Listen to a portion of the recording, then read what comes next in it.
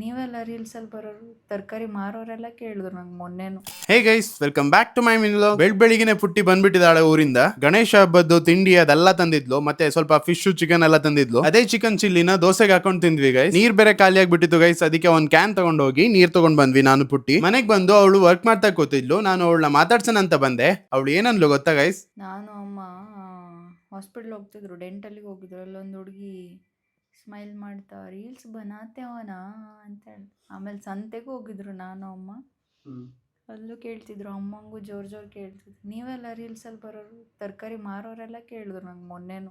ನಮ್ ರೀಲ್ಸ್ ನೋಡಿ ಪುಟ್ಟಿ ಅಮ್ಮ ಪಪ್ಪನ್ನ ಗುರ್ತಿಸಿ ಮಾತಾಡ್ಸಿದ್ರಂತೆ ಗೈಸ್. ನನ್ಗೆ ತುಂಬಾ ಖುಷಿ ಆಯ್ತು. Thank you so much guys. ಅದಾದ್ಮೇಲೆ ಮಧ್ಯಾಹ್ನದ ಊಟಕ್ಕೆ ರೆಡಿ ಮಾಡ್ಕೊಂಡು, ಊಟಕ್ಕೆ ಏನಂತ ಹೇಳಿದ್ರೆ ವಡೆ ಮತ್ತೆ ಚಿಕನ್ ಚಿಲ್ಲಿ ಮತ್ತೆ ಫಿಶ್ ಫ್ರೈನ ಅಮ್ಮ ಮಾಡಿ ಕಳ್ಸಿದ್ರು. ಊಟ ಮಾಡ್ಕೊಂಡು ಇಬ್ರು ವರ್ಕ್ ಮಾಡ್ತಾ ಕೂತಿದ್ವಿ. ಆಮೇಲೆ ಸ್ವಲ್ಪ ಸಂಕ್ರ ಪೊಳೆ ಮತ್ತೆ ಪಂಚಕಜಾಯ ತಿನ್ಕೊಂಡು ಇವತ್ತಿನ ವ್ಲಾಗ್ ನ ಮುಗಿಸ್ತಿದೀನಿ. ಬಾಯ್.